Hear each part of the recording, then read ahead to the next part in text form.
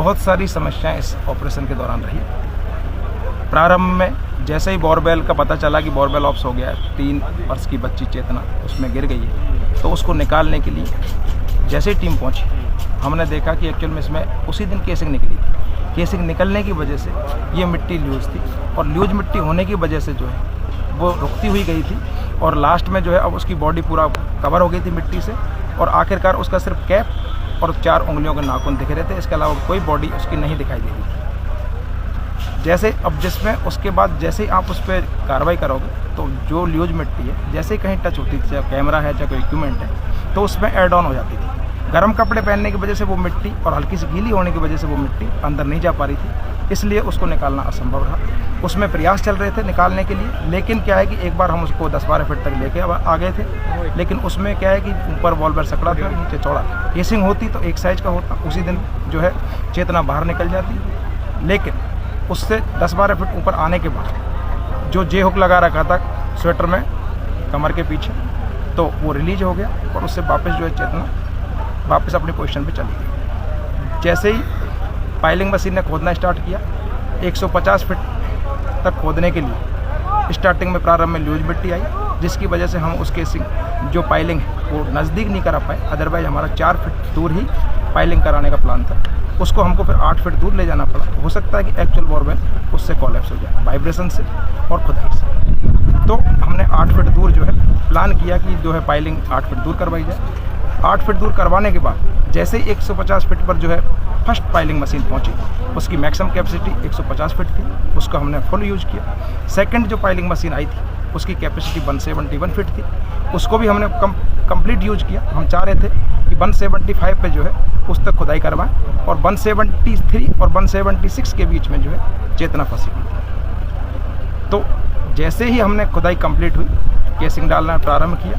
Casing में welding की जाती है। उसी दौरान क्या हुआ कि मौसम ख़राब हो गया, 1.5 दिन तक बार बार रुक के बारिश होती रही, उससे बीच बीच में बहुत व्यवधान आया और वेल्डिंग नहीं करा पाया। वेल्डिंग कंप्लीट होने के बाद केसिंग को जैसे डाला, तो ये एक्चुअल जो डमी बोरवेल था, डमी बेल था, उसमें हल्का टिल्ट होने की वजह से 161 फीट तक ही केसिंग जा पाई। नीचे केसिंग का पहुंचना संभव नहीं हुआ। जिस एरिया में रेस्क्यू को काम करना था वही जगह खाली रह गई बिना केसिंग। तो उसके लिए, उसकी सेफ्टी के लिए पाइलिंग मशीन से ऐड करवाया, ऊपर वेल्डिंग करवाई, और ऊपर की जो एक्स्ट्रा केसिंग थी उसको कट के दूर करवाया। उसमें भी समय लगा। उसके बाद जैसे ही खुदाई स्टार्ट की 166 पर, तो देखा कि बिल्कुल हार्ड स्टोन है। हम उम्मीद कर रहे थे कि इसमें लूज स्टोन होगा और मिट्टी के साथ होगा, लेकिन ऐसा नहीं था। कंप्लीट एक चट्टान थी, और हम एक पैच पर ही आगे काम कर रहे थे, 163 से 165 के बीच में। अब कंटिन्यू आपको 8 फीट चट्टान काटनी है सेफ्टी के साथ, कि जिसमें रेस्क्यूअर को अंदर पहुंच के 170-75 सेंटीमीटर पर रेस्क्यूअर जा करके अपनी कार्रवाई कर रहा है। वहाँ ब्लास्ट नहीं करा सकते, वहाँ पे ऑक्सीजन लेवल मेंटेन रखना पड़ेगा, सेफ्टी गियर्स पूरे रखने पड़ेंगे। उन सबको ध्यान में रखते हुए डिगिंग करवाई गई, और उस चट्टान को आखिरकार जो है काट लिया गया। लेकिन देखा गया कि जहाँ 8 फीट दूर हमने बोरवेल करवाया था वहाँ पे बोरवेल नहीं मिली। तो हमने जो है बाकी सभी डिपार्टमेंटों से पहले, बीच में जब हम करवा रहे थे 0 से 8 फीट की तरफ बढ़ रहे थे, तो 5-6 डिपार्टमेंट उसमें जो है हमने सभी जगह के इंजीनियर बुला करके उनसे सलाह ली कि क्या हम परफेक्ट डायरेक्शन में बढ़ रहे हैं या नहीं। तो हमने पाया कि हम परफेक्ट डायरेक्शन में ही बढ़ रहे हैं। संभावना इसलिए ली गई कि क्या पता कहीं यदि हम गलत डायरेक्शन में चले गए तो हो सकता है कि जो ये इतना धीरे धीरे पत्थर कट रहा है तो उसमें और भी डिले हो सकता है। लेकिन हम सही दिशा में थे। आखिरकार 12 फीट और 12.5 फीट के बीच में चेतना उस जिस बोरवेल में थी एक्चुअल में वो नज़र आया।